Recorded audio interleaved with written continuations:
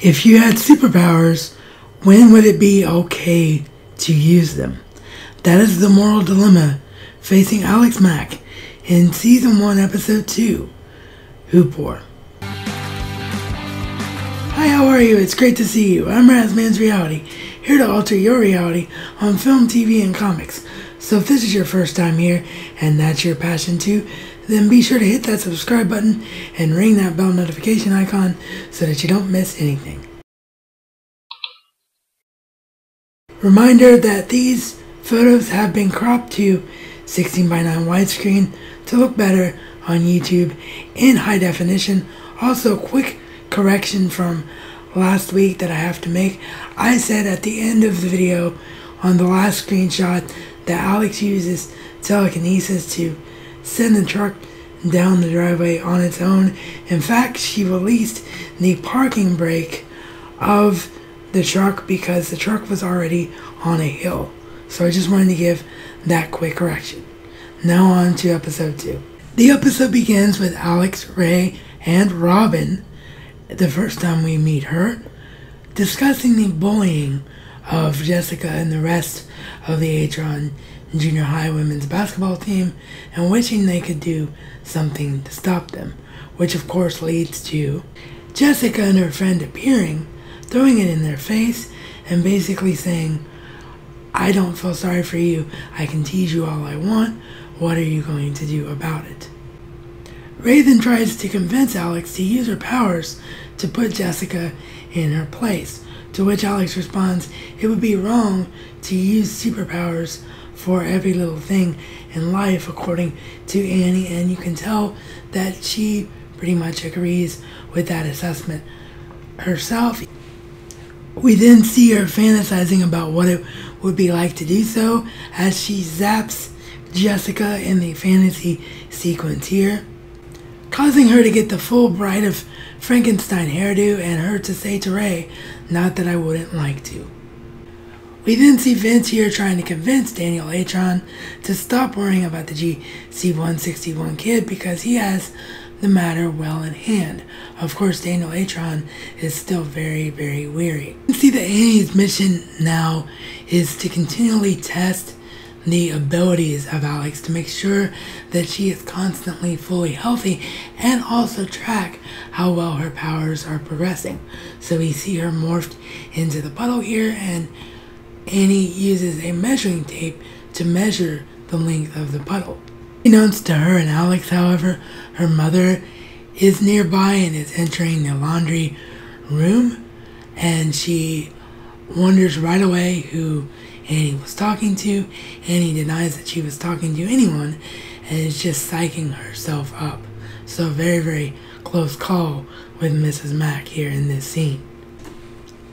We see Alex looking disgustingly at Jessica, who just tripped her up and almost spilled her food all over her, but in fact the food went up onto her, meaning Jessica, and caused a full-on food fight as an angry Jessica throws food back in Alex's face.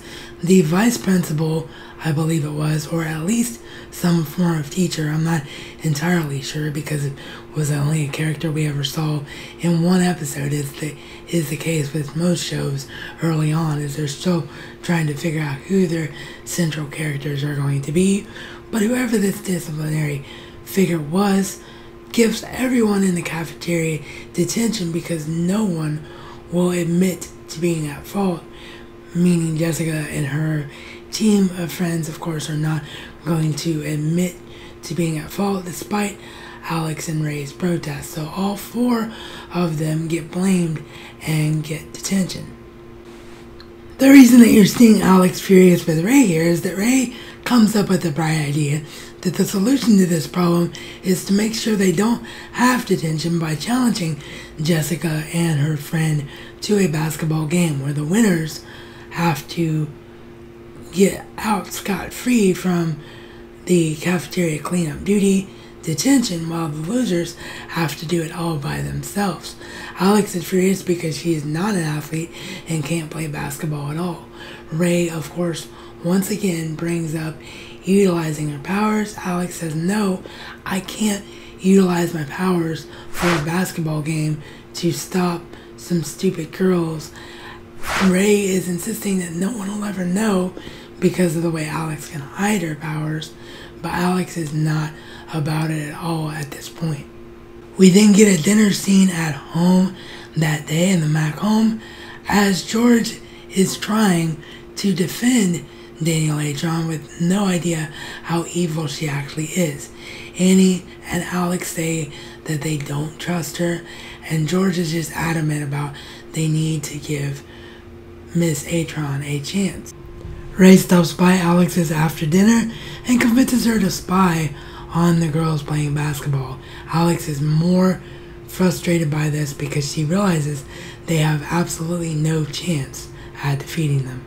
We then see Annie visiting her father George at work. She has gotten him out of his office in a ruse to go get some macaroni and cheese and researches GC-161.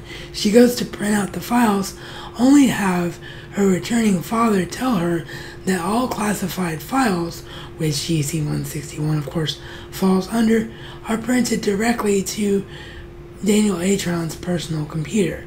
So Annie has to figure out a way to get into Daniel Atron's office to get these files before she realizes that the files have been printed out and they can be traced back to her father's computer. The basketball game has not gone well at all for Alex and Ray, as you would expect. Alex still refuses to use her powers until she sees that Scott is here and can see everything that goes on.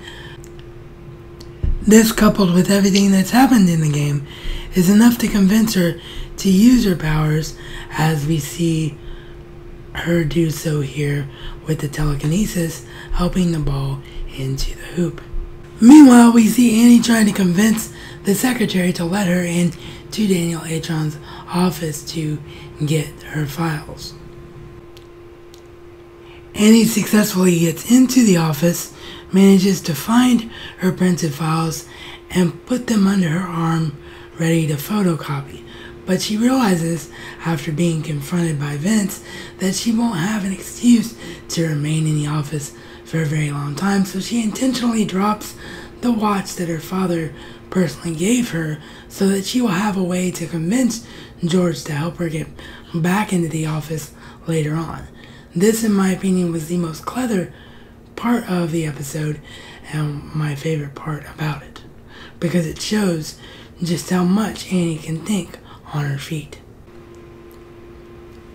And here we see that she does successfully manage to copy the files that she needed to learn more about GC-161. We see Alex just before she takes the winning shot, again utilizing her powers to help make sure that it went through.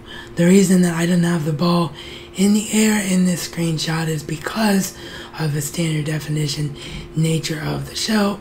I could not get a clear image of the ball in flight. And right after taking that winning shot, we see Alex with a goofy over-the-moon girly grin as Scott congratulates her on a great game played. However, as we previously established, Alex has a huge moral compass and immediately is brought right back down to earth, knowing that utilizing her superpowers to win this basketball game was hugely wrong, and convinces Ray of that fact and that the right thing to do is to help the girls anyway despite the game bet. So in the end, all four of them do serve the kitchen cleaning detention.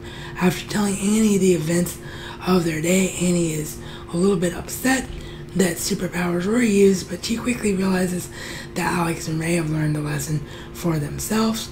Alex and Ray convince Annie to loosen up, as all she does is work, and they all play a little game of pickup basketball to end the episode.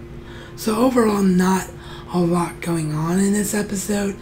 Not one of the series' strongest, in my opinion. However, it is the first indication of the show's moral compass and the way that it was able to teach lessons to a younger audience while still being entertaining and not making it all about that lesson and taking away from the ability to get lost in a great story. If you haven't already subscribed, you can do so right now by hitting the round subscribe icon to my left. check out the playlist for all previous The Secret World of Alex Mack videos, and support RazMansReality on Patreon. And as always, this has been your RazMansReality check.